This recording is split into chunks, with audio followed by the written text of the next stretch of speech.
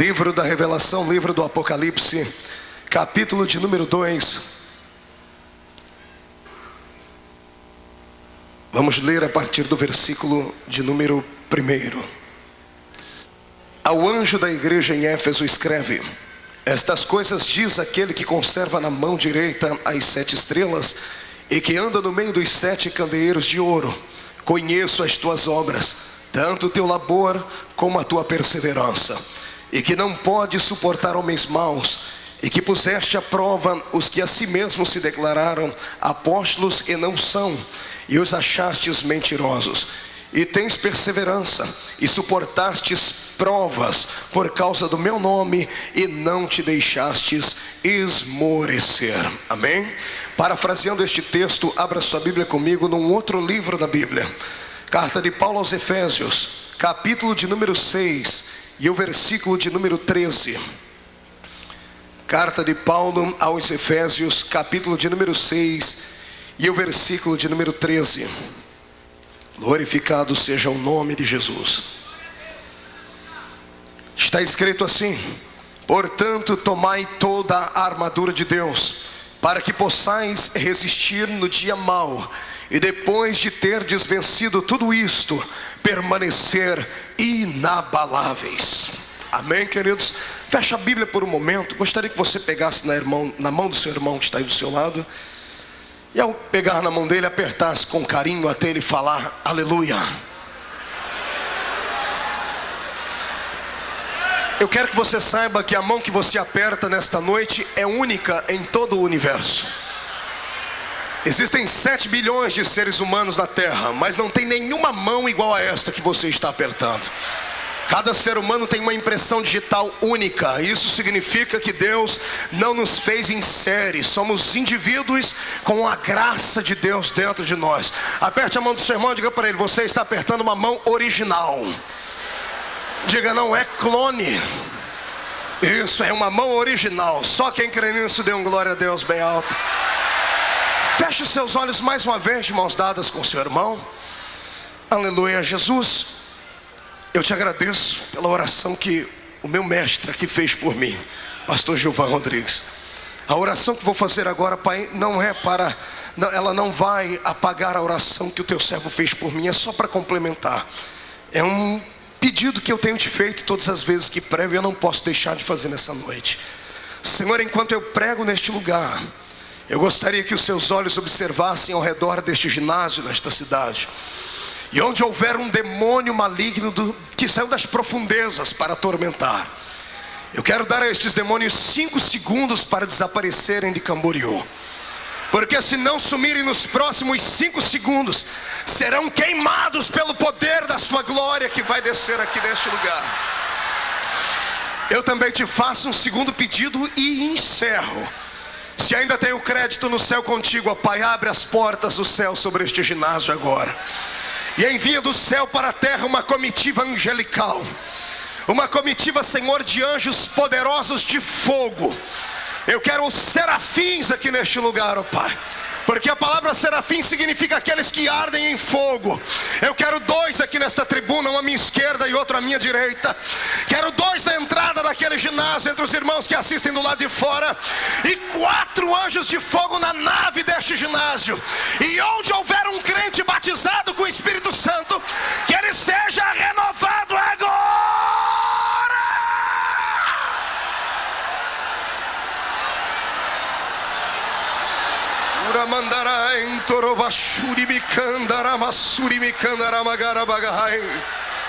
Senhor Deus, tu não precisas da minha ajuda para curar, tu não precisas da minha ajuda para batizar com o Espírito Santo. Tu és Senhor no céu e na terra. Me dá graça para falar a sua palavra, em nome de Jesus. Amém e amém. Os que podem, tomem o seu assento. Glória a Deus. Aleluia. Eu sinto a presença do Senhor aqui nesta noite. Eu sinto algo diferente no ar. Deus hoje tem um banquete preparado para aqueles que estão no meio do deserto. Se prepare para se alimentar e sair daqui com tanta alegria na alma, que ao chegares em casa não vai chegar andando lá, vai chegar voando na presença do Senhor. Queridos e amados irmãos em Cristo Jesus, nesta oportunidade única e singular de estar pregando aqui no encerramento do 22º encontro missionário dos Gideões da última hora, o Senhor colocou no meu coração, e foi uma briga muito grande, uma palavra muito poderosa. Uma briga por quê? Porque vir pregar numa festa como essa, com tantos príncipes de Deus, a gente que faz parte da nova geração, quando vê os grandes homens do Senhor pregar, a gente treme nas bases, treme as pernas, em respeito à unção e à autoridade que Deus deu a eles. Então a gente sempre procura uma mensagem daquelas que vai impactar, que a gente tenta impressionar com a mensagem. Mas depois que eu ouvi o pastor Giovanni pregar aqui ontem, aquela mensagem tão simples, mas tão carregada de Deus, eu disse: Senhor, eu não tenho que impressionar ninguém, eu tenho que falar a sua palavra e deixar o Senhor me usar daquele jeito que o Senhor me escolheu mesmo. E eu tenho certeza que hoje será um bálsamo sobre o seu coração, amém? Então, por favor, tenha paciência comigo. Hoje você vai ver um outro pastor Marco Feliciano pregar. Hoje eu pedi ao Senhor que não me desse aqui aquele envolvimento lindo, com uma mensagem transcendental, com uma visão do exterior do céu, como fez o profeta Ezequiel. Eu pedi ao Senhor que me desse graça para pregar aqui uma mensagem de uma unção interior, com aquela visão que Isaías teve de si mesmo. A mensagem desta noite não é para aqueles que foram abençoados durante todos esses dias, que já saltaram, que já gritaram, que receberam o seu milagre, que foram batizados com o Espírito Santo, que receberam a sua oportunidade para cantar, para orar, para ministrar neste púlpito. Não, o Senhor me mandou hoje pregar para aqueles que daqui a pouco vão estar pegando ônibus, indo embora, vazios, porque não conseguiram o objetivo que vieram aqui buscar. A palavra dessa noite é para aqueles que ainda não glorificaram a Deus e que apanharam um pouquinho esses dias aqui, porque quando estamos no Espírito pregando, o pregador não gosta de ver ninguém quieto, e quando a gente vê alguém quieto, a gente bate mesmo, no incentivo de ver você gritar. Nesta noite eu tenho uma palavra para aqueles que não gritaram. Não é porque não estava sentindo Deus, não é porque é frio, é calculista, não, é porque só Deus sabe qual é o vale que a sua alma está passando. Quero pregar aqui hoje para um outro povo, para aquele povo que estava saindo daqui dizendo: Deus, eu nunca mais coloco os pés neste lugar aqui, porque tudo que disseram para mim é mentira. O Senhor não falou comigo, o Senhor não usou ninguém para falar comigo. O Senhor me manda dizer assim a você: aguarde só mais um pouquinho, porque a minha voz vai estrondar dentro do seu ouvido, do seu coração. Quem acredita nisso, jogue a mão para cima e dê um belo e sonoro glória a Deus. Eu quero pregar hoje sobre o dia da provação. Grita comigo: dia da provação. Mão direita para cima, pegue no ombro do irmão que está do seu lado, fecha a mão no ombro dele, com carinho tira ele do lugar até ele ficar irritado, chacoalhando. Diga para ele: tu já foste provado? Não, pergunta para ele: já teve um dia da provação? Diga: não é uma provação, diga: é a provação. Se não foi, se prepare, porque o dia vem.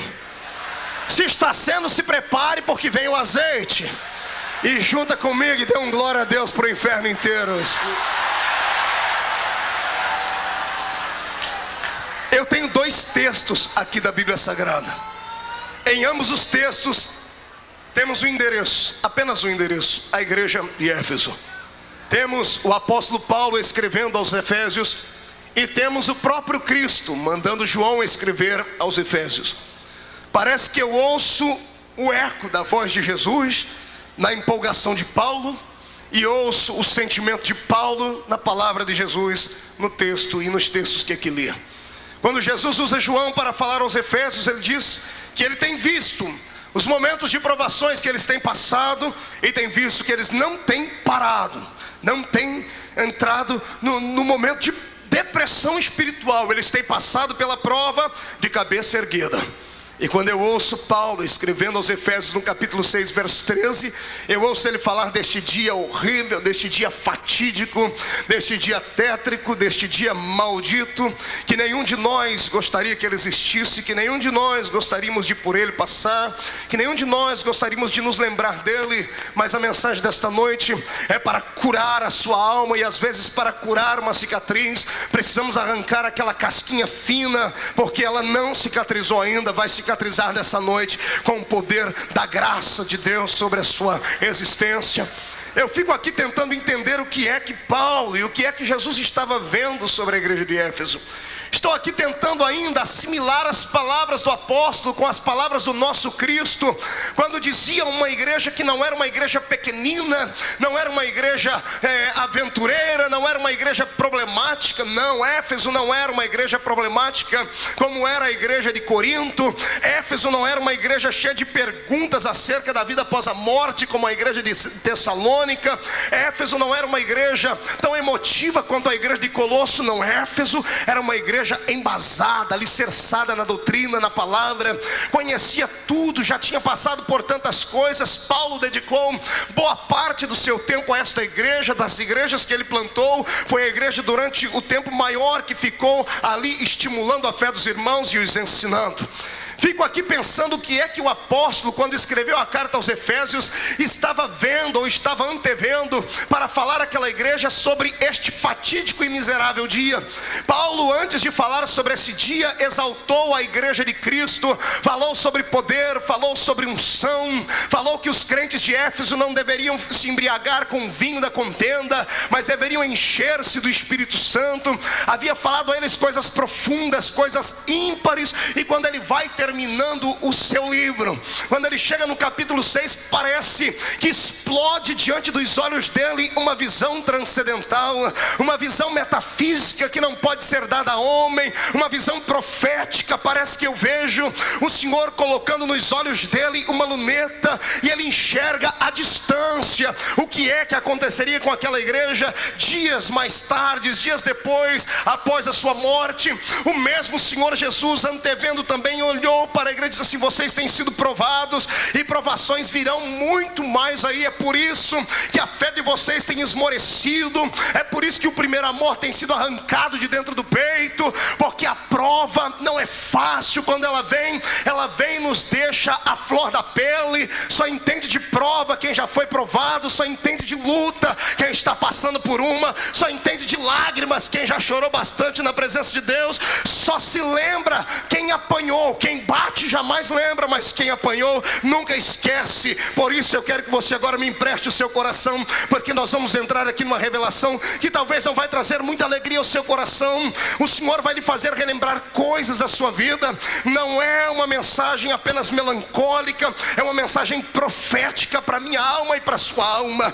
Quando eu ouço aqui o apóstolo falando à igreja que eles iriam passar por um dia mau, eu começo a entender que era um dia de tribulação, que era um dia de dificuldade, que era um dia de provação. Seriam os dias em que aquela igreja seria queimada a fogo, seria destruída, os membros dela seriam arrastados pelas ruas, seriam colocados como palhaços, como espectadores diante das arenas, seriam ali vilipendiados, trucidados, cortados pelo meio, esfoliados vivos. O apóstolo antevia os dias de tribulação que estava vindo sobre a igreja, e ele deu a ela um conselho: estejais preparados para este dia. Quando eu ouço essa palavra, o meu coração treme, porque penso eu aqui que este dia não é o dia que todos nós esperamos por ele, não é o dia que nós colocamos na nossa agenda. Todos nós temos uma agenda, e eu tenho certeza que nenhum de nós reserva para a nossa agenda o dia da maldade, o dia em que nós seremos perseguidos, jogados debaixo de uma cama, entristecidos de tanto chorar. Nós não damos espaço na nossa vida para as lutas. Como pregador pentecostal que prego há 8 anos por misericórdia de Deus, vindo de uma escola onde aprendi que a igreja deve ser despedida do culto cheia de graça, cheia de poder. O crente não pode sair do culto com vontade de desviar, ele tem que sair com vontade de voltar para o culto. Os meus mestres me ensinaram assim. Todas as vezes que assisti os pregadores que aqui estão pregar, sempre os vi assim. A mensagem, a decolagem pode ser com dificuldade, talvez a altitude de cruzeiro também pode ter dificuldade, mas quando ela aterrissa, ela é perfeita, porque os crentes têm que sair do culto alegres e abençoados. Então eu fiquei envolvido durante alguns anos apenas com uma mensagem que nós falamos que não é, mas é uma mensagem positiva, uma mensagem de autoajuda aos crentes, uma mensagem do crente que entra dentro de um culto como esse. A gente diz a ele, às vezes até mesmo de forma irresponsável: você vai receber, Deus vai te dar. E o que dizer das igrejas neotestamentárias que pegam o nosso Deus e colocam ele na parede, pastor Djalma Furquim, e dizem assim ao nosso Deus: olha, o Senhor é obrigado a dar, porque se Ele é Deus, Ele tem que dar. Se Ele é Senhor do céu e da terra, Ele vai ter que fazer. Essas pessoas são desequilibradas, não sabem o que estão falando, porque embora nós sabemos que o nosso Deus tenha poder para fazer tudo e muito mais do que nós pensamos, se Ele fizer um milagre, Ele é Deus. Mas se Ele não fizer, Ele continua sendo Deus, porque Ele é o Senhor. Aleluia. Um dia desse eu liguei o rádio e ouvi um pregador pregar dessas igrejas que existem por aí, dizendo assim, perguntando aos ouvintes que entravam no ar: você está na guerra ou você está na paz? E o cidadão disse: eu estou na paz. Ele disse: não, irmão, você tem que estar na guerra. Crente que está na paz, não sei o que tem, não sei o que tem. Aí o irmãozinho gritou lá no ar: não, mas é que eu sou assembleiano e na minha igreja ensino que paz é quem está na bonança, quem está na guerra é só quem está atribulado. Mas o pastor tentou embutir na cabeça dele que crente tem que estar na guerra. Eu quero lhe dizer uma coisa: nós estamos batalhando uma guerra sim, mas há uma paz no nosso coração, porque nós sabemos que esta guerra já está vencida, sabemos que a vitória já é nossa. Quem faz parte da guerra vencida, que já tem a vitória na mão, levante a mão para cima e dê glória a Deus. Deixa eu ver.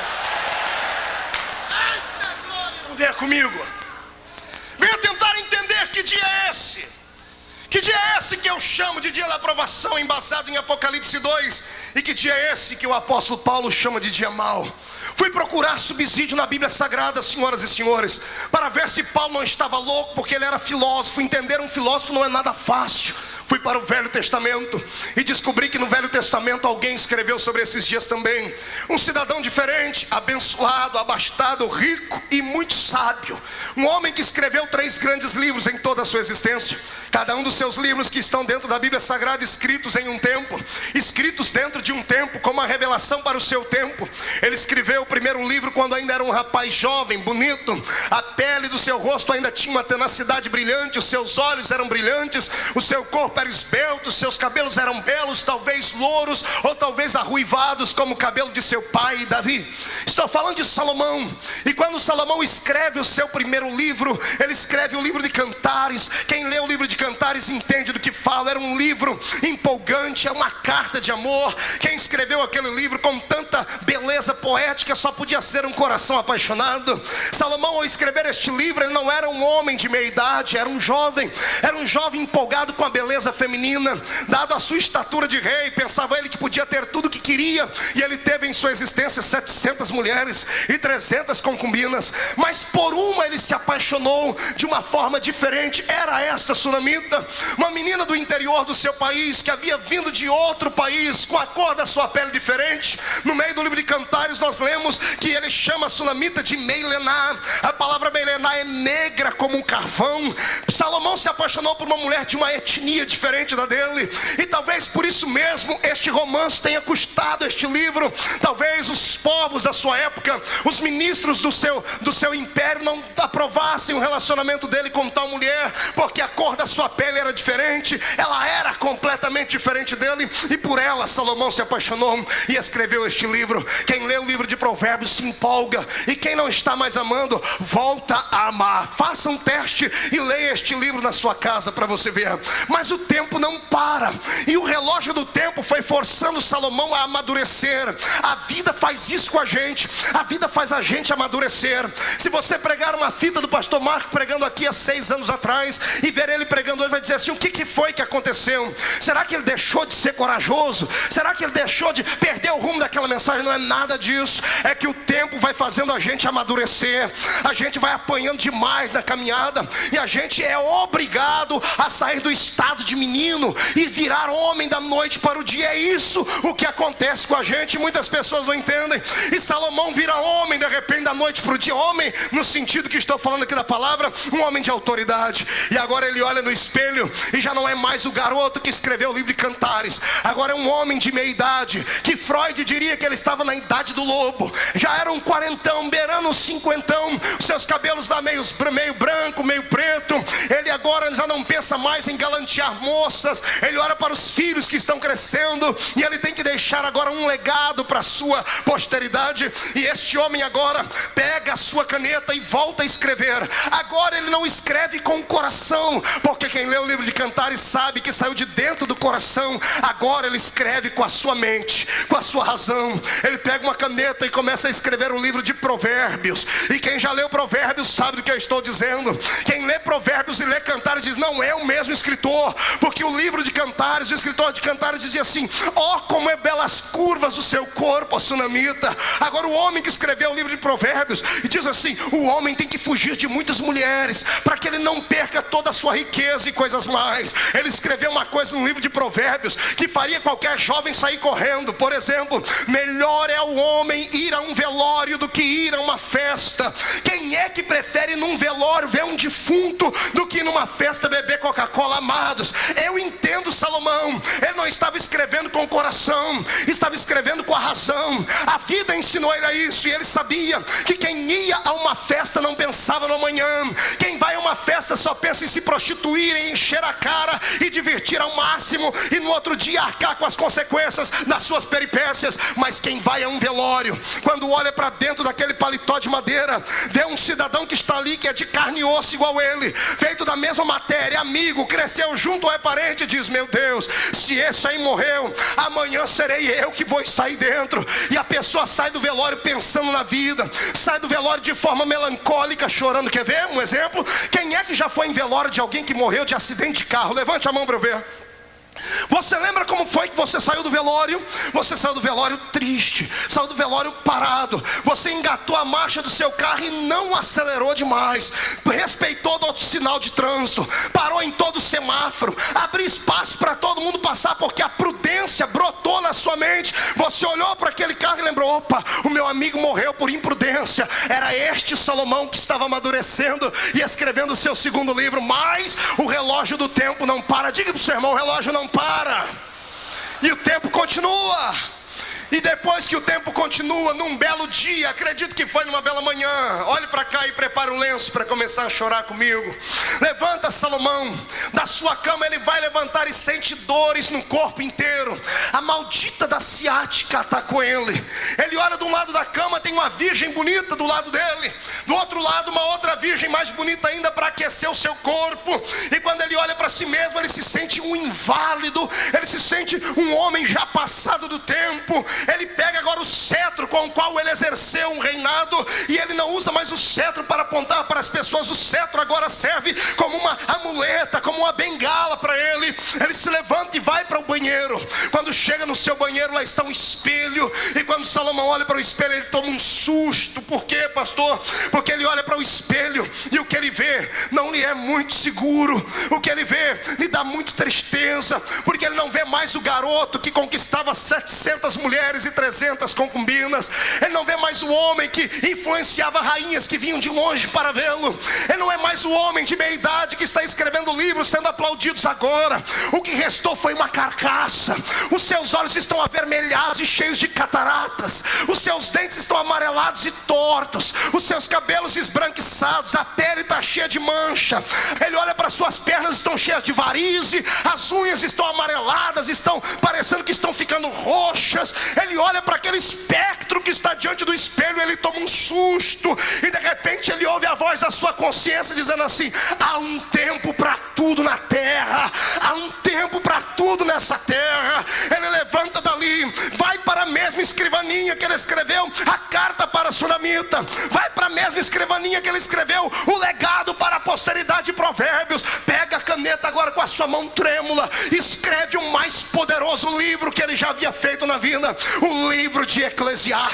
E ele começa o Eclesiastes dando a mim e a você uma lição de vida que ninguém gosta de ouvir, que ninguém gosta de aceitar como conselho. Ele começa o livro dizendo assim: olha, vaidade, vaidade, tudo é vaidade, tudo passa, a beleza física passa, a inteligência passa, o reinado passa, a experiência passa, os homens passam, os amigos vão embora, a única coisa que fica é aquilo que é imaterial, é aquilo que a terra não pode quer comer. O que sobra é a experiência viva de um Deus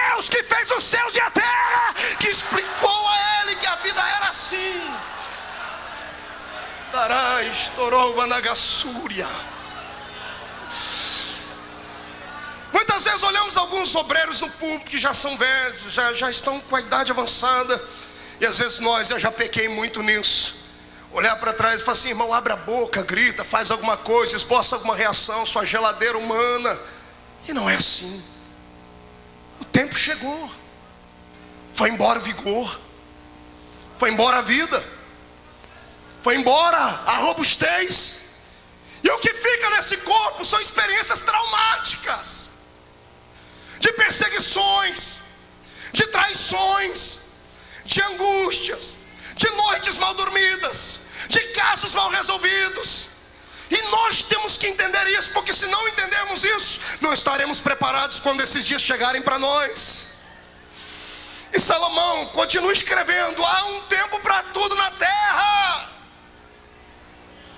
E lágrimas descem sobre os seus olhos e pingam em cima do papel que ele está escrevendo. Ele diz: há um tempo de nascer, mas há um tempo de morrer. Há um tempo de plantar, mas há um tempo de arrancar tudo que se plantou. O coração dele está acelerado. Ele sabe que está faltando pouco tempo para ele dormir no Senhor. E ele pega e escreve o versículo mais lindo do livro, Eclesiastes 12:1. Lembra-te do teu Criador nos dias da tua, antes que venha os... Olha os maus dias aí. Que dia é esse? Está preparado? Vem comigo. O dia da aprovação. O dia mau é aquele dia, senhora, senhorita, que a senhora se casou, contraiu núpcias com este rapaz bonito que hoje é seu esposo, e cheio de sonhos, cheio de vida, começaste a plantar para depois colher.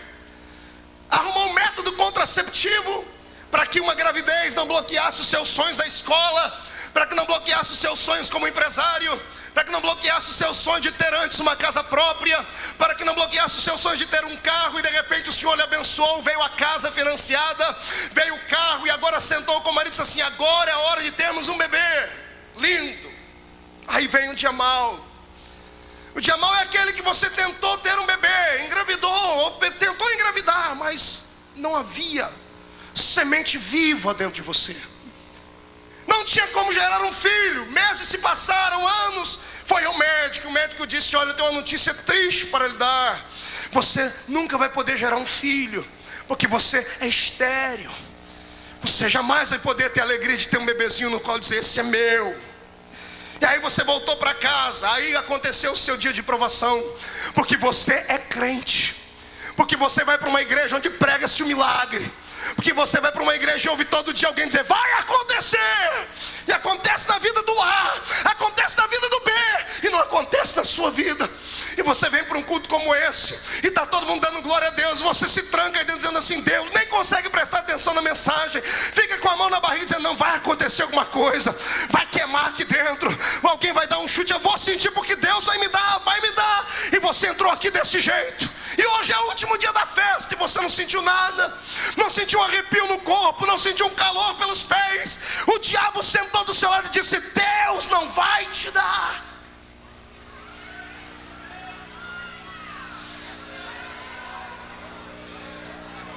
E aí está você agora, tentando entender os porquês da vida, tentando saber porque o irmão ali em cima já voou ontem, o irmão ali já gritou, e você não sente nada. É por causa disso. O dia da aprovação não se explica, se aceita. O dia da aprovação não escolhe homens com estrela na testa, ele vem para todos. O dia da aprovação vem para separar entre nós os dois grupos de crentes que existem: aqueles que glorificam a Deus por aquilo que Deus vai dar, e aqueles que glorificam a Deus por aquilo que Ele já deu. O dia da aprovação vem para o Senhor colocar você numa balança para ver se você serve a Ele apenas por causa de troca. Se você vai: eu vou fazer isso se o Senhor fizer aquilo. Ou para ver se você mesmo, não recebendo nada, tem coragem de levantar a mão para cima e dizer: eu sei que Ele vive, e que Ele pode, que Ele faz e que Ele é feito. Não tente entender, aceite. Meu telefone tocou uma madrugada dessa, do outro lado da linha uma mulher rindo, sorridente. Assim: pastor, a sua vida mudou a nossa família. Eu disse: por quê? Quando estivestes aqui nos Estados Unidos, pregando aqui na nossa cidade, o nosso filhinho pequeno de 2 anos e meio, Ryan viu o senhor pregar, trocou as fitas dos desenhos americanos para ouvir as suas fitas, e ele fica na frente da televisão dando golpe de karatê igual o senhor dá. E eu fiquei feliz quando vi isso. Ela disse: ele fez a gente comprar um suspensório. Glória a Deus por isso, eu fiquei feliz também. Terminou aquela telefonema, desliguei, a minha alma ficou cheia, eu fiquei vaidoso. 3 meses depois, liga do mesmo lugar, o mesmo país, a mesma mulher. Só que agora ela não está rindo, ela está gritando do outro lado. Era de madrugada, gritando: pastora! Eu falei: por quê? Quem é que está falando? Eu falei: é Núria. Eu falei: o que foi, Núria? Pastor, eu estou dentro do hospital, eu estou de frente com a porta do necrotério, eu estou vendo pela janelinha de vidro o meu Ryan deitado numa cama, uma rampa fria. Pastor, Ryan teve um pequeno probleminha de respiração, trouxe ele para fazer uma inalação e ele morreu. Tentaram ressuscitar ele, deram 26 choques no peito dele e ele não voltou. E o médico me abraçou e disse assim: filha, Deus sabe todas as coisas. E eu estou ligando para o senhor porque naquele dia que eu liguei, eu achei que Deus ia fazer do meu filho um pregador. Eu achei que um dia ele ia estar pregando nos Gideões como o senhor. Mas o meu Ryan está deitado ali, pastor, me dá uma explicação, ora para Deus ressuscitar ele. Você pensa que eu não orei? Pensa que eu não dobrei meu joelho de madrugada, peguei o telefone, eu gritei, eu pedi, eu orei. Sabe como é que o senhor me respondeu?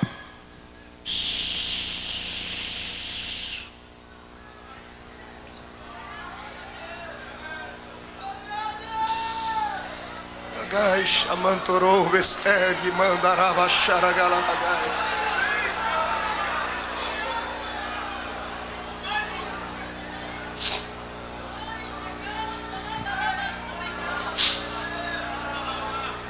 Explicar.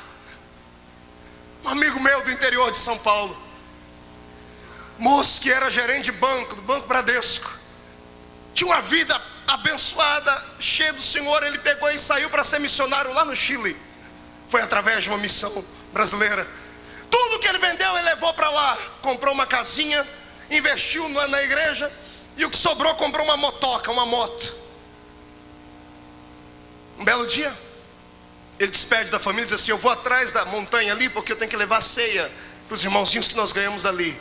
E ele sai de casa e nunca mais volta. A polícia encontrou o corpo dele no outro dia, caído, morto, sem sangue, com as pernas quebradas, o braço direito quebrado, e um rastro no chão como de uma cobra, por uns 100 metros. Fizeram a reconstituição e chegaram à seguinte conclusão: quando ele estava passando perto da montanha, um grupo do Sendeiro Luminoso, para brincar com ele, deram uma rajada de metralhadora. Um tiro pegou no ombro esquerdo e jogou ele para o chão. Ele caiu da ribanceira com a moto e tudo. Na queda quebrou as 2 pernas, quebrou um braço, ficou desacordado por um tempo. Quando voltou em si, escureceu, ele não enxergava mais o caminho de nada, não podia andar e saiu se arrastando. O sangue esvaiu todo por aquela ferida do tiro. Eu fiquei imaginando o dia que a mulher dele contou a história. Como é que foi as últimas horas desse moço? Porque ele não morreu na hora. Como é que foi a última conversa dele com Deus? Você acha que ele não pediu para Deus mandar Gabriel ali? Você acha que ele não pediu para Deus mandar Miguel, mandar um anjo, um querubim, um serafim? Você acha que ele não pediu? Você acha que ele não pediu para o Cordeiro Santo, que curou tanta gente, para ir ali curar ele? Pelo menos mandar um carro lá em cima para alguém socorrer ele, porque se socorresse ele estaria vivo. Ele orou a madrugada e sabe como é que o Senhor respondeu para ele?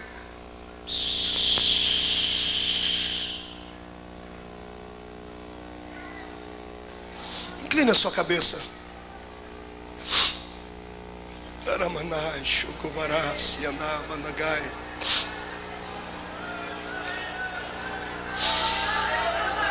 Eu pedi a Deus para deixar o meu lado de evangelista de lado hoje. E quero ser fiel nessa palavra.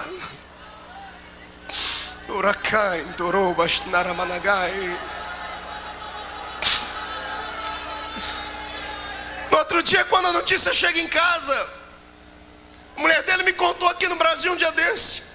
Tinha uma filhinha de 5 anos. A família chegou e disse: você tem que dar notícia para sua filha. E ela sendo diante da menina e falou assim: filha, lembra da historinha que o papai contava sempre? Qual, mamãe? Aquela que ele falava que Lázaro sofria muito, que Jesus levou ele para o céu. Lembro. Jesus encontrou o papai ontem no meio do caminho.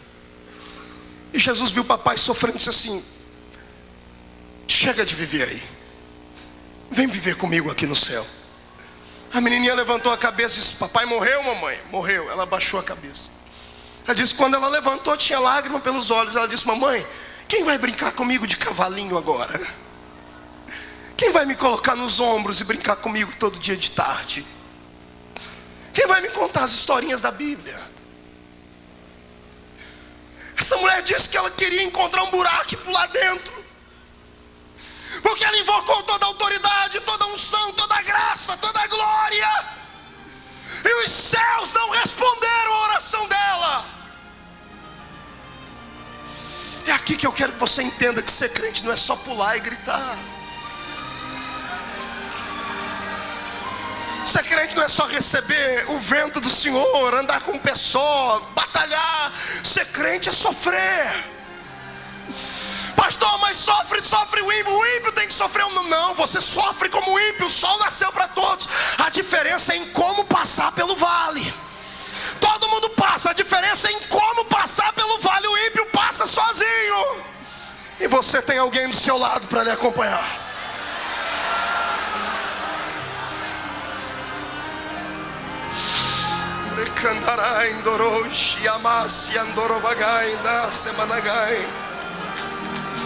O seu dia da aprovação, querido, foi o dia em que tu acordaste de manhãzinha, deu um beijo na esposa, foi lá no berço, deu um beijo naquela criança especial.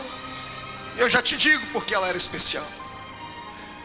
Aí quando você terminou de dar o beijo no berço na criança, levantou a cabeça e olhou pela janela, e lá fora estava o filho do seu vizinho, com a roupinha da escola, com a bolsinha escolar do lado, e o pai levando ele para pegar o ônibus. E você olhou para o seu dentro do berço, paralítico, tetraplégico, com hidrocefalia, doença de mongol. O bebê que Jesus te deu é especial, tem uma anomalia nele. Ontem tinha uma mulher aqui com uma criança, juntamos aí mais alguns pastores, oramos, e a gente ficou chorando entre nós, dizendo assim: por que Deus não cura? Aí você olhou para o filho do ímpio e: por que o filho do ímpio tem saúde e o meu não? Por que a vida do outro é melhor do que a minha? Aí, como é que uma pessoa dessa dá glória a Deus num culto desse? Me diga. Fala para mim, senhorita. Fala para mim, pastor. Tem anos de teologia. Fala para mim. Não podemos pregar de maneira irresponsável. Acontece. Mas não é regra. Nem todo mundo que está no nosso meio vai receber o seu milagre. Nem todo mundo que está no nosso meio vai ser batizado com o Espírito Santo. Nem todo mundo que está no nosso meio vai ser um grande pregador. Não vou ser irresponsável para lhe dar falsas esperanças e amanhã você ficar frustrado, não. Mas eu quero dizer que ainda que isso não aconteça, isso não te impede de ir para o céu. Paralítico ou não, cego ou não, mudo ou não, doente ou não, você é herdeiro do céu.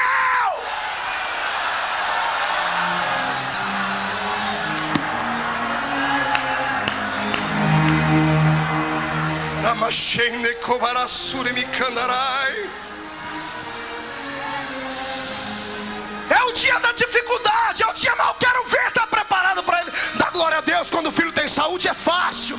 Dar glória a Deus quando o carro tem combustível é fácil. Exaltar Jesus quando tem dinheiro no bolso para voltar para casa. Afinal de contas, o Congresso dos Gideões para alguns é mais umas férias forçadas que todo crente tira. É fácil. Quero ver dar glória a Deus quando você está dentro de um buraco, quando o teto desabou diante de você. Quero ver dar glória a Deus quando um buraco está na sua frente. Quero ver dar glória a Deus no vale.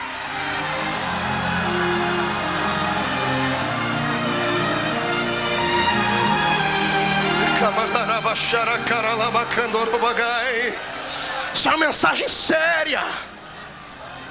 É uma mensagem para os nossos dias. Ah, pastor, eu queria ouvir uma mensagem de autoajuda. Vai lá na banca e compra um livro do Laí Ribeiro. Eu só queria ouvir uma mensagem mais light. Vai lá na igreja Seixonoye. Pastor, eu queria ouvir uma mensagem assim que viesse de encontro aos meus problemas. Procura uma igreja neopentecostal. Aqui não. Aqui você vai ouvir essa verdade de Deus. Você é um ser humano, você é fadado a todo tipo de problema nessa existência. O dia mal não acontece só na vida dos outros, acontece no nosso também. E quando vier, por favor, não desonra a Deus. Não fique aí frouxo, de cabeça baixa, humilhado. Ergue a cabeça, sai de dentro do buraco.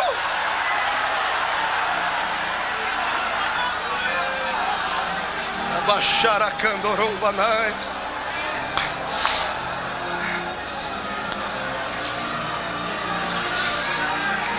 Aleluia. O dia mal, viúvo, para você foi aquele dia que você acordou, não de dia, no meio da noite, bateu a mão do lado da cama procurando ele ou ela e já não estava mais lá. O frio da noite faz abrir o guarda-roupa para pegar um cobertor, e quando pega o cobertor vem o perfume dele ou dela. E na calada da noite, sozinho, sem um pastor para orar por você, sem ninguém, tu sente saudade dele, dela. Dobra o joelhinho na beira da cama e fala assim: papai do céu, por que o senhor levou ele? Por que o senhor não me levou também? Foi embora a alegria, a paz, acabou o sono. Você terminou a noite no canto da parede, chorando, dizendo: eu não quero viver mais aqui. Porque todo mundo tem alguém para ficar e eu não. É aquele dia, senhorita, essas irmãs, esses rapazes que estão na igreja, que tem 30, 40, 45 anos, não conseguem se casar. E o diabo diz para você: você não conseguiu porque você é feio, é isso, é aquilo. Jogou um complexo de inferioridade tão grande dentro de você, que você não consegue se achar bonito quando olha no espelho. Eu venho hoje em nome de Jesus Cristo te dizer uma coisa: o Espírito do Senhor vai fazer algo pela tua vida, mas você tem que esperar. Por favor, não desanime, não dê ouvido aos outros, não dê ouvido ao demônio, não dê ouvido ao diabo. Continua com a sua fé nele, em nome de Jesus. Vai passar.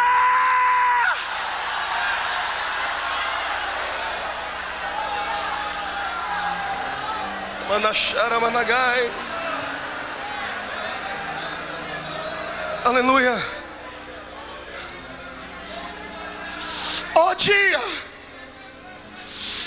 tu acorda de manhãzinha, vai na frente do banheiro, lá dentro do espelho, no banheiro, ninguém está vendo, todo mundo faz micagem na frente do espelho.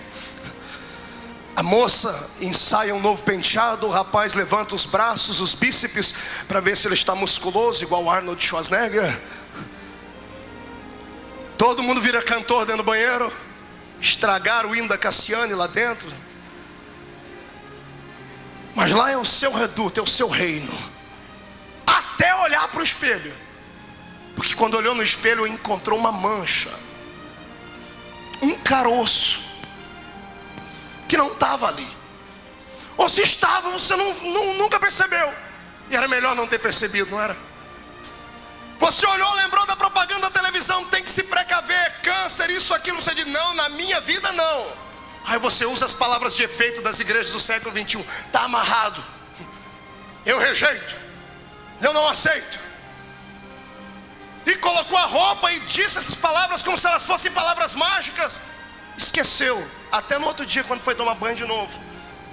Quando tirou a roupa, lá estava mancha de novo. 3 dias depois, você foi procurar um médico. Aí chegou lá no médico da família, pediu uma biópsia, mandou você não se preocupar. 7 dias depois te chama para uma reunião, você vai lá. Nisso você já ligou para o Brasil inteiro, para todos os profetas que você conhece. E os profetas já ligaram para você: não, Deus já entrou com providência, já está curado, vai na força. Aí o médico olha para você, é da família, dá um sorriso meio amarelado, não sabe como começar, e diz assim: você ainda é crente? E você diz: graças a Deus, do reteté. Ele olha para você e diz assim: parabéns.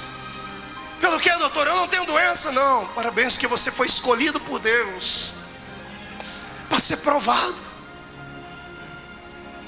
Você tem uma doença no seu corpo que a medicina não achou cura. E o médico começa a dizer: mas não desespera, tem a quimioterapia, tem a radioterapia, calma, vai dar tudo certo. E ele está dizendo isso, e quando ele disse isso, você sumiu de dentro do consultório, só ficou o corpo ali. O espírito saiu, você ficou lembrando da sua infância, dos seus sonhos, seus projetos. Você queria ser isso, ser aquilo, mas agora essa doença vem e coloca uma vírgula na tua vida. E o médico te despediu com receituário, você saiu lá de dentro, não sentiu o calor do sol, não sentiu o cheiro do perfume da comida do restaurante, não viu o amigo que passou e buzinou no carro. Você queria sumir dali, você queria um lugar para gritar. Chegou em casa, não olhou para a mãe, para o pai, para o irmão, para o filho, foi para o quarto, lá no seu escritorinho. Foi na tua delegacia da queixa. Dobrou o joelho e deu queixa para o nosso delegado. Lá de cima: papai, por que essa doença veio em mim? Nessa hora você chama Deus e Deus não vem. Você grita e o céu se fecha. Aí o diabo vem, o intruso, metido a besta, vem e fica do teu lado, dizendo: cadê o teu Deus? Cadê o Deus que cura? Cadê o Deus que usou o pastor Gilmar lá no sábado, que arrancou o colete da moça, que revelou? Cadê ele? Cadê?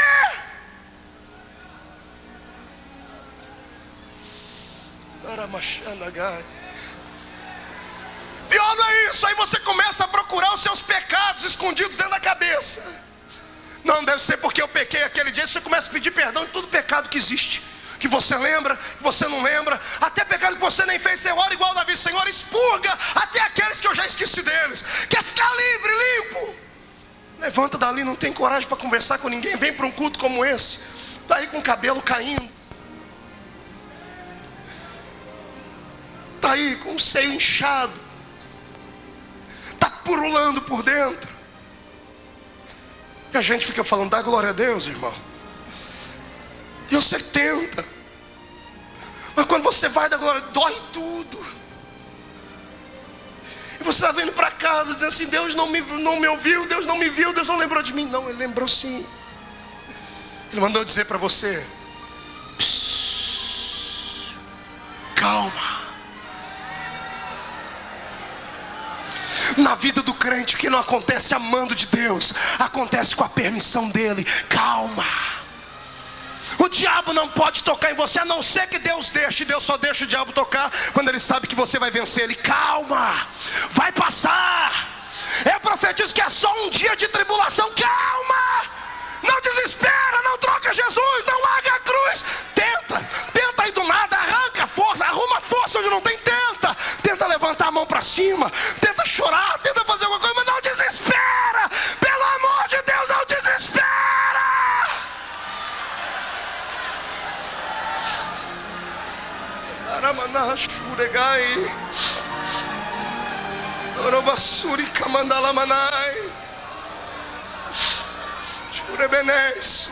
Eu estou ouvindo gemidos, gemido dos anônimos que estão no meio desses milhares que vêm aqui, por aqueles que ouvem através das rádios, da Rádio Melodia de São Paulo, que está transmitindo também, daqueles que ouvem pela internet, que está aí no Japão, não sei aonde, está aí morrendo, definhando. E o diabo diz que não há jeito. Eu tenho uma palavra diferente: você está sendo provado. Deus só prova quem Ele quer aprovar. Dá um tempo, vai passar. Vai passar, diga para o seu irmão: vai passar. Não, levante a mão, faz melhor. Levante a mão, faz um carinho nas costas dele, diga para ele: vai passar. Diga: vai passar. Andarasha kabarabashure kabalabakandarabashara.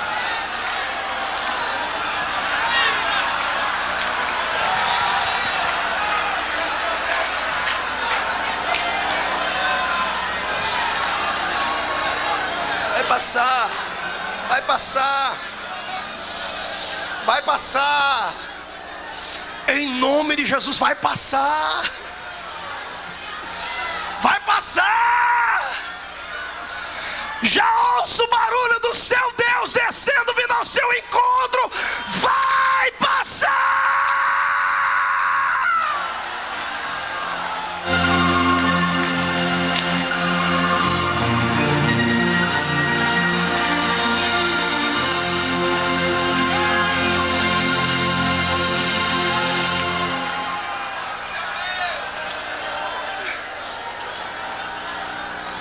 Aleluia.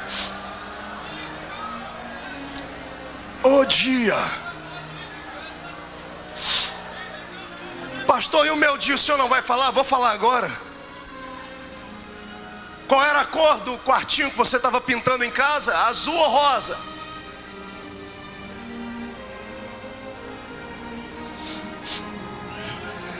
Era azulzinho ou rosinha? Era uma cantora ou um profeta que você havia profetizado para o ventre da sua esposa? Vai nascer. Aí quando a barriga já estava grande, você já tinha se familiarizado, conversado com ele já tinha dado um chutinho na barriga. Alguém lá em cima do céu, sem perguntar para a gente, sem mandar um e-mail avisando, sem telefonar, acha por bem que o bebê não pode nascer.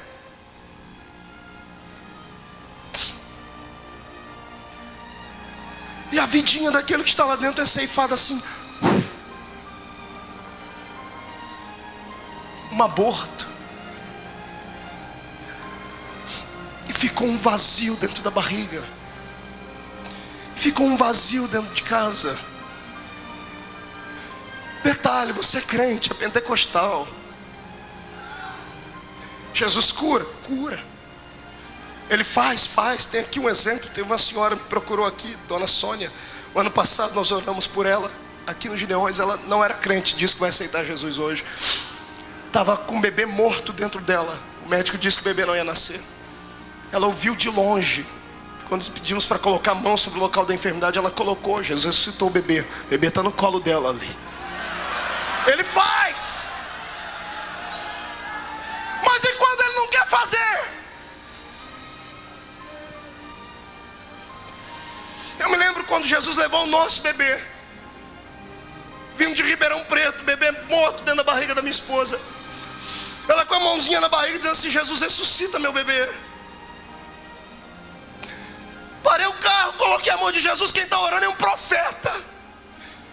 Eu tenho vidas por aí com paralítico andando, pessoas vomitando câncer, milagres. Eu disse: Senhor, tu já fizeste milagre, faz um na minha vida, ressuscita. Lá do céu Jesus fez assim, ó.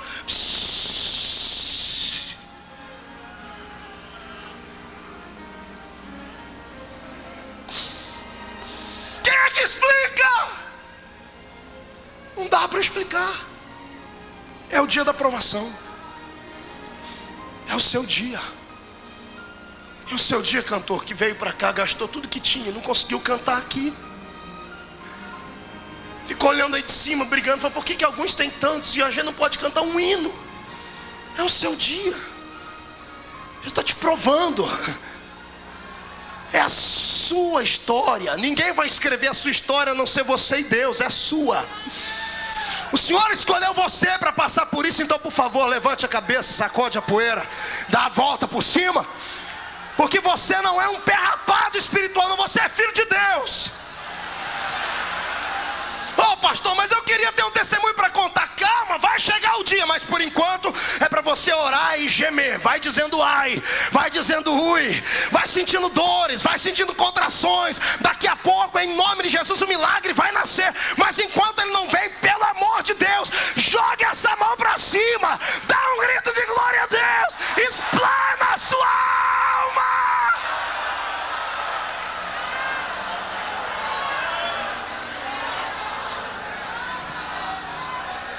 É, pequenino, Jesus se lembrou de você sim. Jesus se lembrou de você que está desempregado,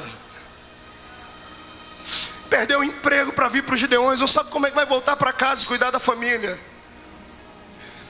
Jesus conhece você, pai de família, ficou desempregado tem 2, 3 meses. E o pior não é isso, quando você pegou a carta te mandando embora, você falou: Deus, mas eu sou dizimista, eu sou ofertante, eu contribuo com algo. Por quê? É o seu dia. É o seu dia. E sabe o que me deixa aqui animado em pregar nessa noite? Eu olhar para um monte de gente que fica olhando para mim assim, como se nada tivesse acontecendo. Eu fico com pena deles, porque eles não sabem o que é um dia mau. Fico com pena porque vai chegar o deles. Pastor, o senhor está me amaldiçoando? Não, estou lhe precavendo. Vai chegar. E quando chegar, se você não tiver estruturado, tu vai ser vencido. Vai soprar um vento maldito em cima da sua vida e você vai sucumbir, vai cair por terra. Então o que é que eu faço, pastor? Encha a sua botija agora. Encha a sua alma de fé. Encha a sua alma de gozo. Faz igual os 3 meninos lá na fornalha. O rei falou: vou aquecer 7 vezes, se não glorificar meu nome, vou lá, vou mandar vocês para, vão morrer. Os 3 olham um para a cara do outro, chegam à conclusão e dizem: fica tu sabendo, ó rei, que o Deus que nós servimos pode soprar nisso aqui, pode fazer chover dentro da fornalha, pode mandar uma água e apagar o fogo, mas ainda que Ele não nos livre do fogo, nem assim vamos te servir, porque a nossa fé é inabalável.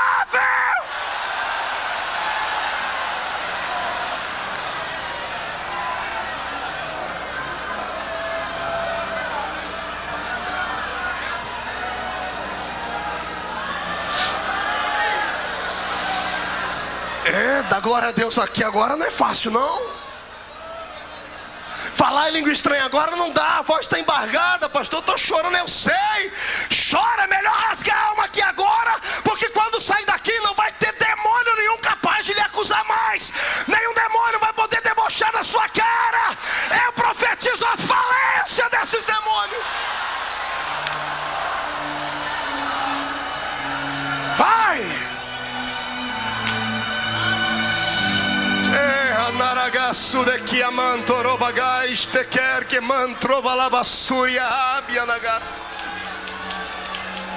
Eita Deus! Você não é o único. Você não é o único que sofre. Você não é o único que foi traído. Você não é o único que beijou a lona. Você não é o único. Todo mundo tem seu vale. E o vale vem para te aperfeiçoar.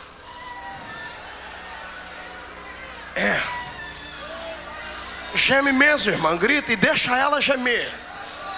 Você não sabe o que ela está sentindo. Deixe ela.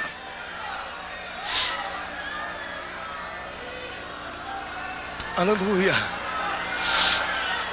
Aleluia. Aleluia. Vai sair. Tem que entender que a vida é assim. Aleluia. Olhe para cá, vamos continuar. O dia mau é o dia que o Senhor escolhe para levantar um homem e uma mulher de Deus que tem uma chamada. Eu não conheço um homem e uma mulher de Deus que tenha chamada, que não traga nos seus corpos as marcas do sofrimento. Se você está sofrendo muito, eu tenho uma palavra de bênção para você. Parabéns. Mas pastor, o senhor não vai se condoer comigo? Não. Porque se você está sofrendo muito, é sinal que a bênção será muito grande depois. Pastor, me arrancaram o púlpito onde eu pregava, me calaram, me jogaram dentro de uma cova. Parabéns. Porque é dentro da cova que o Senhor vai mandar o anjo fechar a boca do leão. Parabéns. Eu não conheço ninguém que tenha uma chamada divina, que passe os seus dias cantando vitória, que passe os seus dias com a sua alma aberta. Eu não conheço ninguém. Não conheço ninguém que tenha sucesso, que não tenha um batalhão de pessoas olhando para ele, jogando pedras, esperando ele cair. Não conheço ninguém. Não conheço ninguém que o Senhor tenha exaltado na terra, que não tenha contraído inimigos gratuitos. Não conheço ninguém. Você não é unanimidade, você não é exclusivo. Deixa-me te dizer uma coisa aqui: se você tem uma chamada como a minha, se prepare para apanhar do jeito que eu apanho. Se você tem uma chamada igual a dos homens e mulheres de Deus que já passaram por aqui, se prepare para apanhar. Pastor, eu não dei conta. Então entregue o seu desejo a Deus. Diga: eu não quero mais, não quero ser mais usado. Agora, se quiser ser usado, passe para Deus colocar um óleo nos seus lombos, que vai apanhar bastante. Só que depois que apanhar, depois que ficar isolado, solitário, vai bastar colocar o joelho no chão para o Senhor ficar de pé no trono e dizer assim: vai, porque eu sou contigo. Onde falar, falo eu toco, eu ajudo.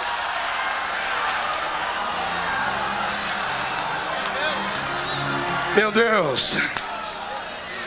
Tem um homem chamado Mefibosete na Bíblia. 2 Samuel 4:4. Leia depois na sua casa.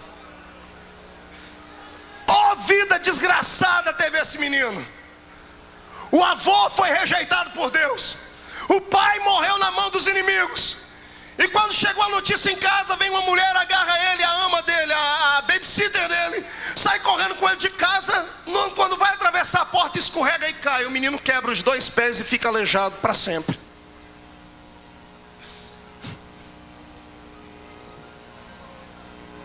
É uma história que acontece. Eu olho daqui de cima e fico imaginando onde é que estão os Mefibosetes. Gente que vem de uma família desgraçada, podre, pobre. Gente que o único lugar que queria ficar no mundo era aqui dentro desse ginásio, queria morar aqui dentro. Porque sabe que quando chegar em casa vai virar um inferno lá, porque o pai é um cachaceiro, a mãe é uma mulher de vida fácil, os irmãos são drogados. O único lugar que tem paz é aqui dentro. Eu passo por isso. Toda sexta-feira dessa minha vida eu pego um avião para algum lugar do mundo. Toda sexta-feira, quando eu estou pregando no púlpito e vou para o hotel, eu dobro o joelho e oro pela minha mãe. Porque toda sexta-feira à noite minha mãe vai para o forró.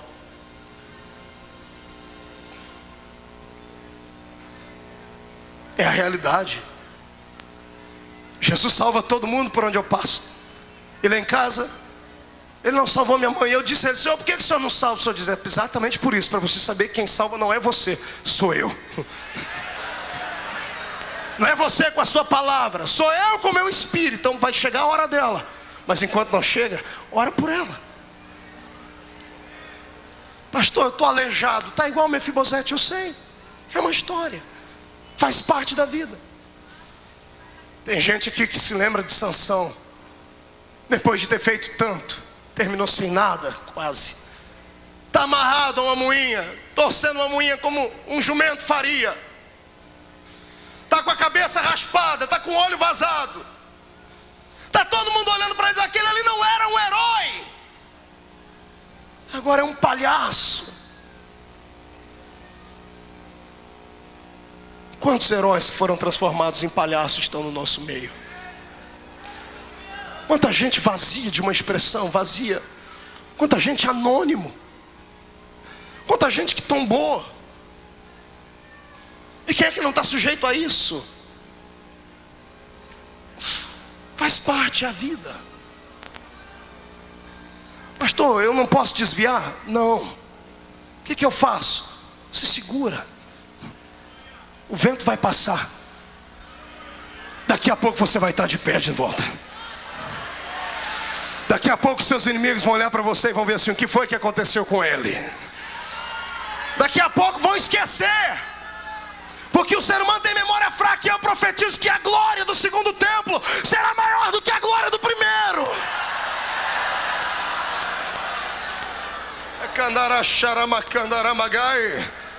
É só o dia da provação. Comece a debochar do diabo hoje. Comece a rir do espírito que diz para você: não há paz, não há esperança. Debocha dele, porque nessa noite está caindo a máscara dele. Esta é a noite que o Senhor escolheu para lhe abençoar.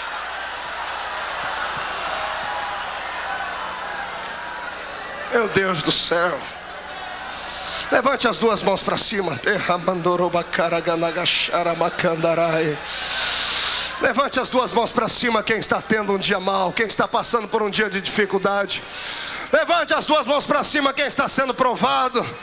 Porque como profeta de Deus agora, eu digo assim em nome do Senhor Jesus: onde houver uma mão levantada para cima, esta mão é dona de um corpo que está sofrendo, sendo maculado, sendo extirpado, sendo estripado. Eu profetizo que vem um bálsamo de Gileade sobre eles agora, que vem uma unção que conforta e que consola. E onde houver alguém sentindo dores de morte, que receba o toque do Espírito Santo até começar a adorar. Agora, agora, agora, agora.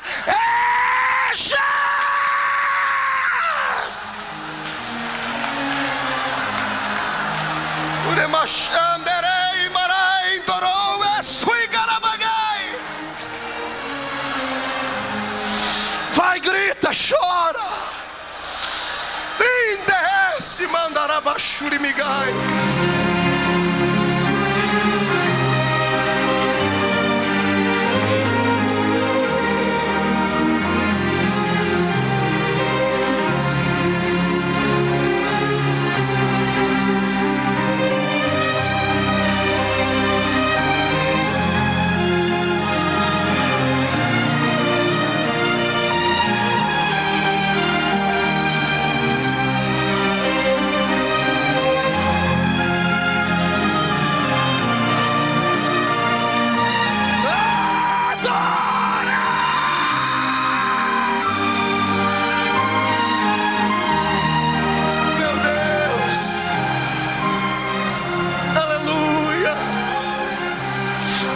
Glória a Deus.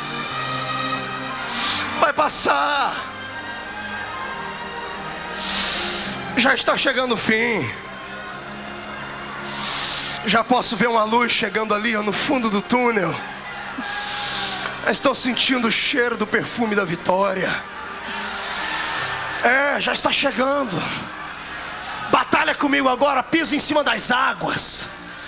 Comece a enxugar as lágrimas dos olhos, porque agora nós vamos correr de encontro àquele que colocará no nosso peito uma faixa de campeão. Você não vai sair daqui do jeito que você chegou, de jeito nenhum. Quando entrar dentro daquele ônibus e colocar a planta dos seus pés naquela cidade, o Senhor vai entregar na sua mão a chave que vai abrir a porta assim. Chegou ao final. Você não é um qualquer na terra, você é filho do Eterno. Deus já decretou a sua vitória.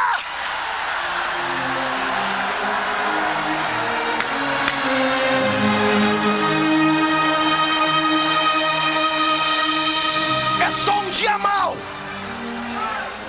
Ouviu, querido pastor? Pastora, missionária? É só um dia mau, pastor Gilmar, vai passar.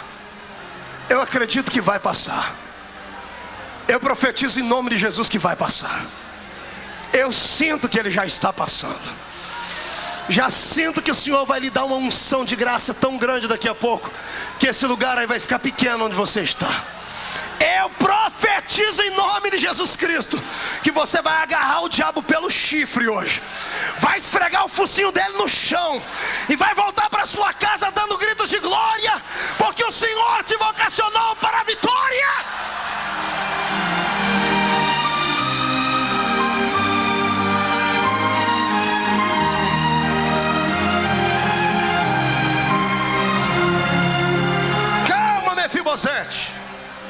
Você não é o único que sofre. Pastor, tem mais alguém que sofreu? Ixi. A Bíblia é o livro dos sofredores. Eu vi um Moisés na Bíblia que lutou a vida inteira por uma vitória, que sonhou em ver a terra prometida, em entrar nela, caminhar por ela, mas por causa do tormento dos seus irmãos não foi possível. Ele está em cima do monte, está de frente à campina que havia naquele lugar, está olhando a terra prometida, e o Senhor dizendo para ele: viu ela? Viu com os olhos, mas não vai para lá. Oh, dia de desgraça. Senhor, mas eu sonhei com aquela terra, eu lutei por ela, mas para lá você não vai. É a palavra do Senhor. É um menino chamado Elias que aparece pregando em Israel, cheio de unção, cheio de poder, cheio de intrepidez, e chega dizendo sem ninguém mandar: olha, segundo a minha palavra não vai chover mais aqui. Gente, isso era para dar ibope, porque o céu fechou. Mas ao invés do Senhor olhar para ele e dizer assim: Elias, fica de pé porque eu vou te abençoar agora, filho. Fica de pé porque eu vou te dar agora uma coroa. O Senhor diz para ele: Elias, levanta e te esconde. Mas Senhor, é profeta, vai se esconder, porque senão vão te matar, vai esconder. Foi o ministério perseguido mais rápido que eu já vi na Bíblia. Pregou uma profecia só. Teve que se esconder. Você não é o único que sofre. Vocês não se lembram de Jó? Teve que pegar na mão da alça de 10 caixões e enterrar os 10 filhos. Teve que ver a mulher virar as costas para ele. Teve que pegar um caco de telha e coçar a sua ferida. Não podia chorar porque as pálpebras estavam carcomidas da doença. Não podia conversar com ninguém porque parecia um cadáver vivo, féretro, fedendo. Era um dia de dificuldade, era o dia da aprovação. Mas o dia da aprovação, ele dura só um tempo. É um tempo e passa. E quem vence a aprovação, daqui a pouco encontra o dia da vitória ali na frente, ó. Está preparado para dar glória a Deus agora? Olha para o irmão, diga: agora limpa as lágrimas. Era isso que eu queria ver você chorar. Queria ver o Espírito Santo trazer você de volta à sensibilidade. É claro que alguns não têm sensibilidade para entender esse tipo de mensagem. Querem grito, querem pulos. Deixa eles para lá. Eu falei que ia pregar para quem não havia recebido nada ainda. Então é para você. Se eu fosse você, eu sim dava glória a Deus, chutava a boca de Satanás, e ninguém tem nada a ver com isso.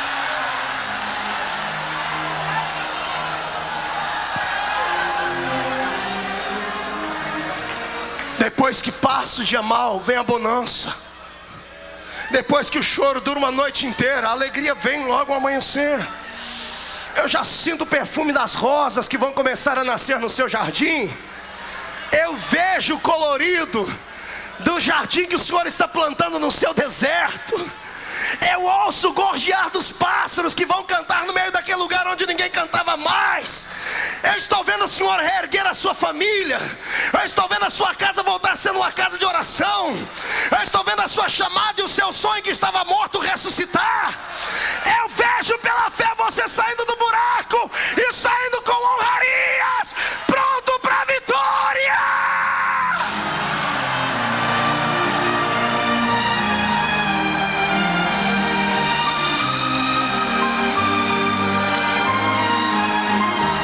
Mefibosete ficou aleijado, o avô foi rejeitado, o pai foi morto, teve que fugir, teve que se esconder. E um belo dia lá na frente, o rei Davi está sentado no trono dele, vê que está tudo uma bênção, em paz, em bonança, e ele se lembra do seu velho amigo Jonatas. E ele diz assim: será que não sobrou ninguém da família de Jonatas para que eu possa abençoar? Aí alguém diz: Senhor, sobrou um aleijado. Como é? Sobrou um aleijado, filho de Jonatas. Os pés dele não funcionam, está lá, torto.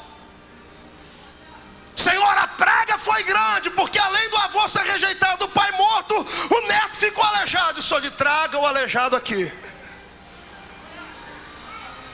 E lá vem o aleijado, não sei andando de que jeito, pé torto, tudo quebrado. Chega diante do rei, ele se dobra, e o rei diz assim: Mefibosete. Ele diz assim: fala que o teu servo ouve, rei. Eis-me aqui. Mefibosete: sim, senhor. Tudo quanto foi do teu avô e do teu pai, tudo que lhe foi roubado, ele foi tirado, eu lhe devolvo hoje, eu te restituo. Ele toma um susto: mas Senhor, quem é o teu servo para receber isso? Não acabou a bênção, tem mais. O que foi? A partir de hoje, todo café da manhã, todo almoço e toda janta, você vai aqui sentar comigo na mesa do rei, vai comer comigo, vai se alimentar comigo.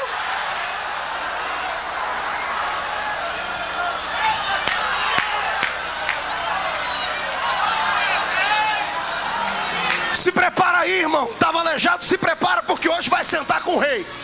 Vai sentar com ele, todo mundo que riu da tudo teu alejume vai ter que olhar e vai ter que ficar com inveja mesmo. Vão ficar com o nariz comprido, porque chegou o tempo da bênção. Vai, Sansão, continua empurrando a moinha, vai fazendo o trabalho do jumento. Deixa as pessoas cuspir, deixa as pessoas jogar pedra em você, deixa te chamar de palhaço, vai. É só um dia mal, vai passar. Pastor Gilmar, amarraram a mão dele, os pés dele, cegaram os olhos dele, cortaram o cabelo dele, mas está para existir ainda uma algema que trave a alma de alguém. Está para existir uma algema capaz de amarrar o espírito de um adorador. O crente sabe como convencer Deus. É filho, filho sabe tocar o coração do pai. Tá, sim, ele pecou, fez coisa errada, mas está empurrando e está dizendo: oh, pai, eu não tenho mais olhos para olhar para cima, eu não tenho mais força para matar ninguém, mas eu tenho saudade de quando nós dois juntos fazíamos proezas. Oh, pai, não dá para me perdoar? Senhor, eu já estou pagando preço, já fui humilhado. Eu não sei quantos dias foram. Eu sei que se Deus estava de costa, a palavra de Sansão foi chamando a atenção de Deus, até que Deus olhou para ele e enxergou ele. Não é verdade, ele não nasceu para isso. Já pagou o preço, já passou o dia mal, e o Senhor não falou com ele. O Senhor fez uma coisa diferente, o Senhor tocou no couro cabeludo dele. E a minha Bíblia diz assim: e o cabelo de Sansão começou a crescer de novo.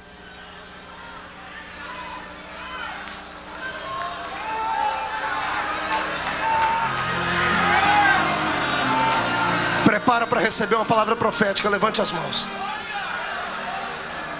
Eu profetizo que nesta noite, onde você estiver me ouvindo, começa a nascer uma nova experiência entre você e Deus. Há um novo pacto em andamento. Eu profetizo que o seu cabelo volta a crescer hoje.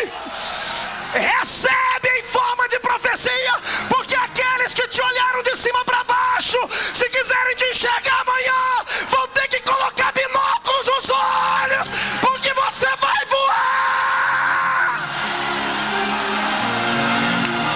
Vai voar.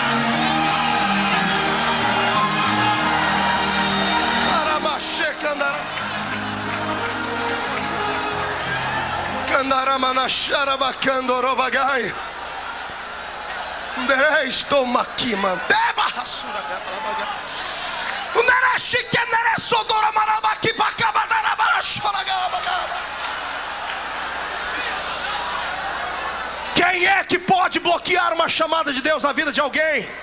A doença? A enfermidade? A falta de dinheiro? A falta de paz em casa? Quem é que rouba aquilo que Deus te deu? Pois hoje, em nome de Jesus, o Senhor vai atar o valente, vai manietar o inimigo, vai colocar nas suas mãos para você fazer o que quiser com ele. Você não é comum, você é filho da graça, você é filho da graça.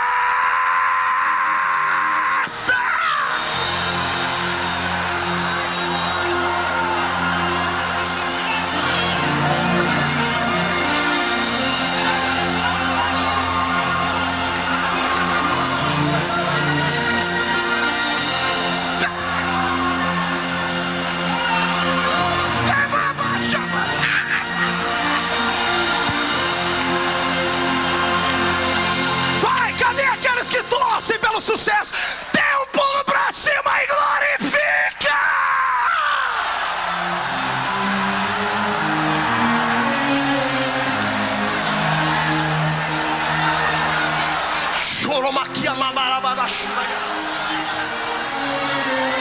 Vai passar. Olhe pra mim.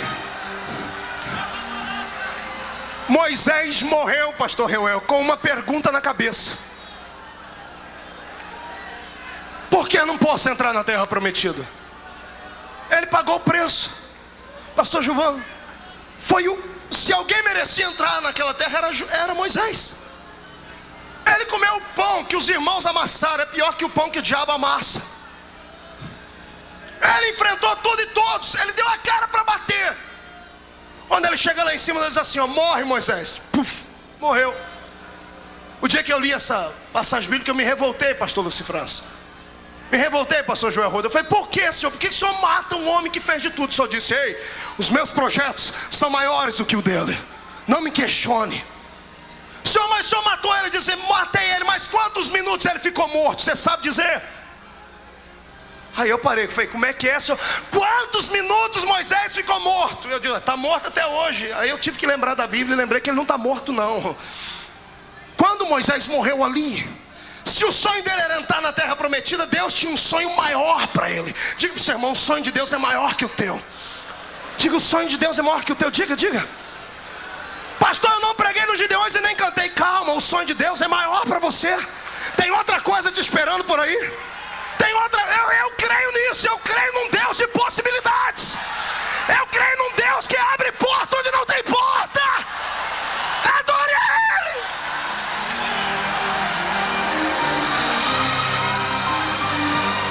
Quando o corpo de Moisés tomba na terra e o Senhor o sepulta, o espírito de Moisés não tomba. Moisés está terminando de fazer a pergunta, por quê? Ele abre o olho, ele já não está na terra mais. Está de frente do trono de Deus e o Senhor com os dois braços abraçados, com os dois braços escancarados, dizendo assim, bem-vindo Moisés. Mas Senhor, que terra é essa? Tu não queria ir na terra que mana leite e mel, rapaz? Esta aqui é a terra que mana leite e mel, para todo sempre, para toda a eternidade. Moisés, o que você queria ficar fazendo o que lá na terra? Ah, Senhor, eu queria ir lá para Campina, fazer uma cadeira de balanço, ficar curtindo as minhas doenças, ciática, osteoporose, artrite, artrose, reumatismo, cataré. Eu queria lá, ficar como velhinho pescando. O Senhor diz, Moisés, eu tenho um rio da vida para você ver aqui em cima. Eu tenho uma casa, um palácio preparado para você. O meu sonho é maior que o teu. Ô pastor, não me engana não, Moisés queria ir em Israel. Calma, o Senhor levou ele lá. Ele foi lá. 2 dias depois. Pastor, que loucura é essa? Que a minha Bíblia diz que 1000 anos para o Senhor é como um dia, e um dia para o Senhor é como 1000 anos. 2000 anos depois, 2 dias depois, Moisés já viu o céu, viu tudo. O Senhor diz, Moisés, tu vai fazer uma visita agora aonde, Senhor? Lá na terra que mana leite e mel. Senhor, você não sonhou? Eu realizo o sonho dos meus filhos. Quem paga o preço pelo seu sonho, quem passa pelo vale, quem passa de cabeça erguida, não fica sem receber prêmio, não fica sem receber pagamento. Deus não deve para ninguém. 2000 anos depois, ou 2 dias depois, Jesus está andando na terra, escuta uma voz do céu falando com ele. Pois não, pai, só um minutinho. Pedro, Tiago e João, vamos subir ali. Aonde, Senhor? Vamos lá no Monte da Oliveira? Vamos no Monte... Não, nós vamos no Monte Tabor agora. Monte Tabor, vocês no futuro vão chamar ele de Monte da Transfiguração. E Jesus chega e fala, fique aí os 3. Jesus estica os braços, e a minha Bíblia diz que Jesus se transfigura. O rosto dele brilha como o sol, o seu corpo cintila. Ele se eleva da terra e aparece 2 homens para falar com ele. Quem se lembra o nome deles? Moisés e quem? Vamos esquecer o Elias. Quem foi que apareceu para ele primeiro? Diga o nome, quero ouvir, eu não vi. Moisés, mas ele não morreu? Quem foi que apareceu? Moisés. Então quer dizer que Deus realiza o sonho do ser humano? Quer dizer que vale a pena passar pelo vale? Ele queria entrar na terra e entrou. Eu profetizo em nome de Jesus que a porta que Deus abriu para ti, quem tentar passar por ela na sua frente vai morrer, porque é tua. Deus abriu o mar vermelho para o povo dele passar. Quem tentou passar no meio morreu. A porta que Deus abriu é tua, se prepara para entrar por ela. Jesus vai começar a colocar sapato de fogo nos seus pés, porque vai caminhar pelo tapete da revelação da graça. É o tempo de cantar.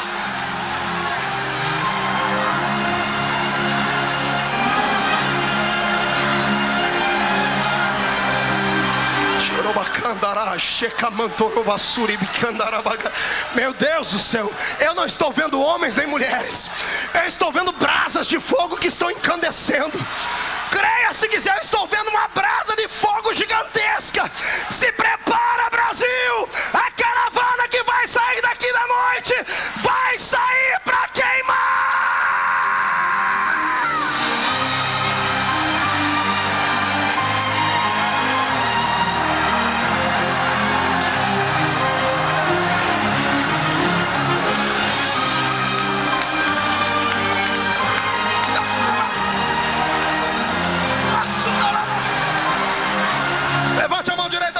bate no peito. Bate no peito, não, estufa essa barriga murcha aí. Isso, estufa o peito. Olha para o seu irmão e diga assim: o problema é seu se não acreditar. A minha aprovação está acabando. E daqui a pouco eu não vou ter mais que correr atrás da bênção. Se a bênção quiser ser abençoada, ela é que vai ter que correr atrás de mim, porque passou.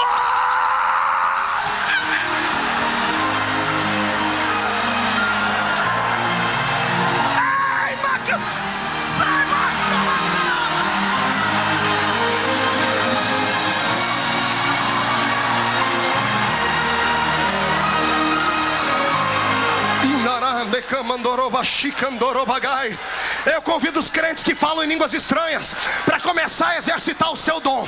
Todo crente que fala em línguas, por favor, me acompanhe. Ore em línguas agora, ore em línguas. Ore, ore, ore, ore, ore. Quem fala em línguas, cochicha no ouvido de Deus. Fala com Ele. Vai acabar o dia mal.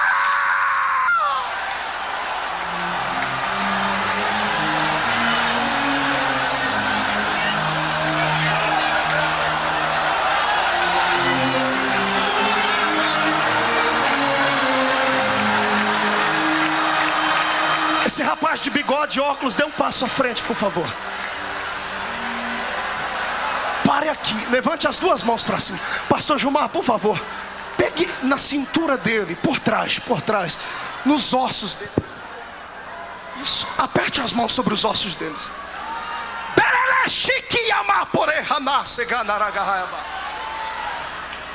Não pediste para que eu falasse contigo hoje? Falo e falo no íntimo. Eu acompanhei a sua trajetória de casa aqui. Eu vi os teus sonhos, eu vi os teus desejos. Eu te acompanho há muito tempo e sei quantos não acreditam em ti. Para lhe dar o que tu me pedistes antes, eu tenho que fazer um milagre. Sabe as dores da coluna? As dores da perna esquerda? Ai, que mal obedece, Amanagai. Não consegues ficar ajoelhado mais para orar porque dão câimbras. Os ossos que te ligam da perna esquerda ao tronco do corpo, aí onde meu santo está com as mãos, estão deteriorando.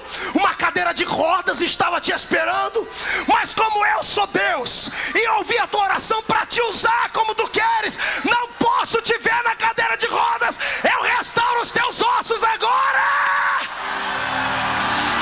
e te dou uma unção de glória.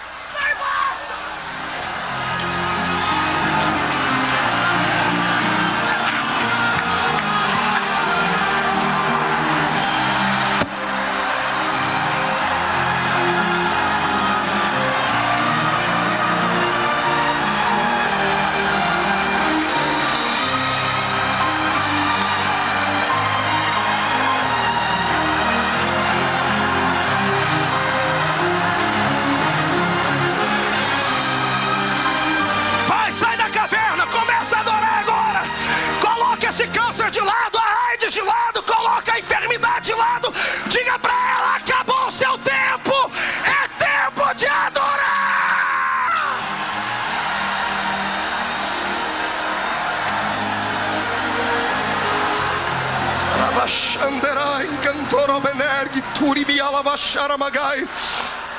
Aleluias.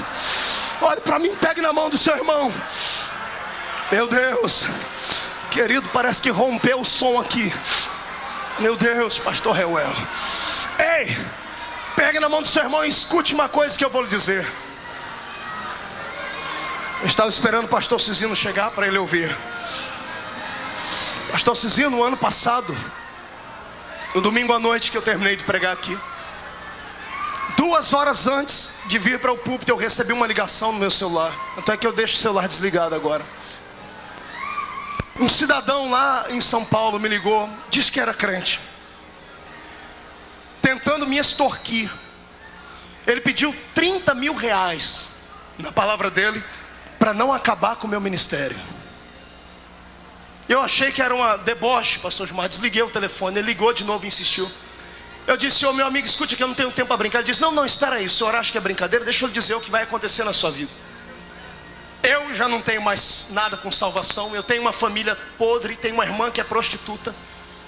Já conversei com a minha irmã, ela está disposta a ir num programa de TV, falar que você dormiu com ela e você não pagou. E o Ratinho e o programa do João Kleber já receberam a matéria e estão interessadíssimos.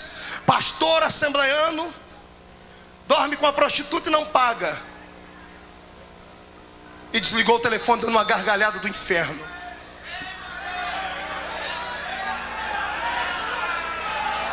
Eu subi o ano passado aqui para pregar, no último dia, sabe Deus como. Quem me conhece, quem já me viu pregar, já assistiu as fitas, percebem que há um peso, há uma coisa diferente. Eu estava passado. Eu não sabia o que falar, com quem falar, quem conversar. Minha vida passou como uma tela de cinema, pastor Gilvan. Eu disse, acabou tudo. Eu cheguei a fazer ligações no decorrer da semana, liguei para vários países do mundo, disse, está de pé aquela proposta? Tá, então eu vou vender tudo que tem aqui e vou para lá. Poupei a minha esposa dessa conversa, ela ouviu, só ouviu o que aconteceu depois que o Senhor me deu a vitória. Eu cheguei em casa, comecei uma campanha de jejum e oração e subi para o monte, irmão. Eu emagreci uns 8 quilos. E minha mulher falou, nossa, você está crente, o que está acontecendo? Eu falei, filho, é prova. Depois eu te conto. Chorava, e o cidadão ligava, já arrumou o dinheiro ou não? E eu falei, Jesus, por que isso comigo? Eu não fiz nada. Por que essa miséria?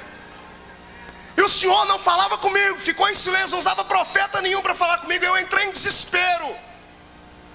Desespero. 2 meses depois, eu estava saindo de um culto que dirigia lá na minha cidade, no teatro.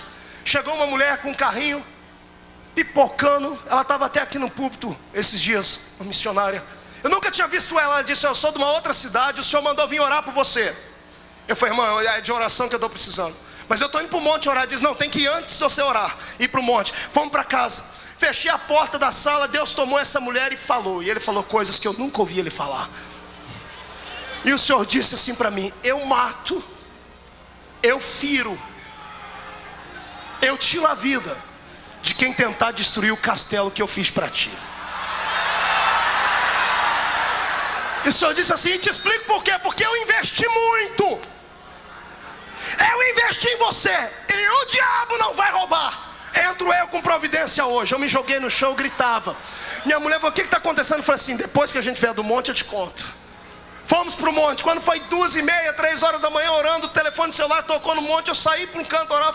Quando eu vi era o infeliz. Falei, Jesus, tu prometeste a vitória. Quando eu falei alô, do outro lado eu escutei um grito assim, me perdoa!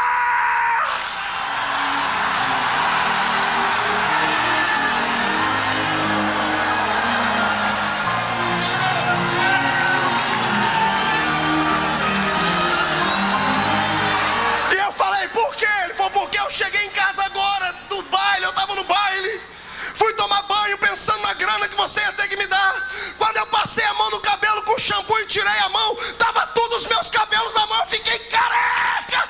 O Senhor falou que vai me matar, me perdoa!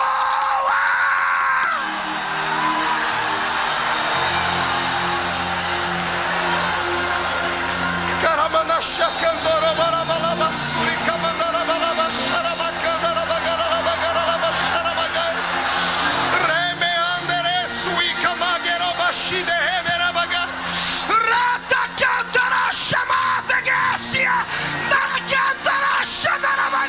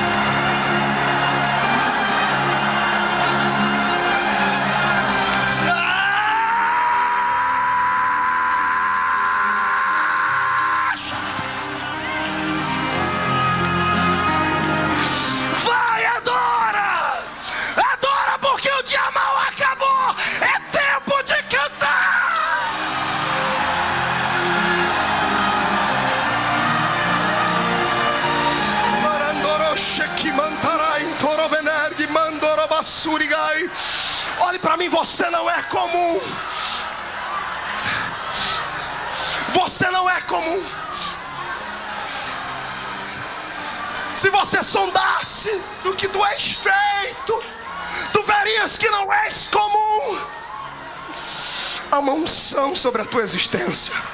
É o encerramento do Gideões. Você achou que Jesus ia te deixar assim, ir para casa desse jeito? Você achou que Ele não te amava, é? Recebe um beijo do Senhor aí. Sinta o vento das asas dEle que te cobrem agora.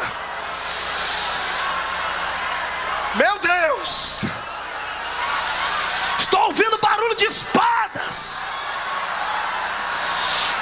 Anjos estão degladiando contra demônios por causa de você. Tu nascestes para vencer.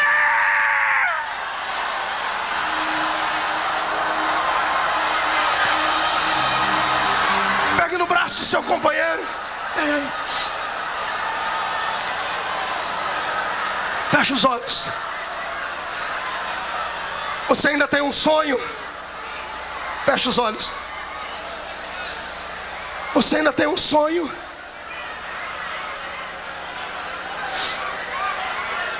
O dia da tribulação roubou o seu sonho. O dia da provação te fez ficar longe dele. Vai voltar agora.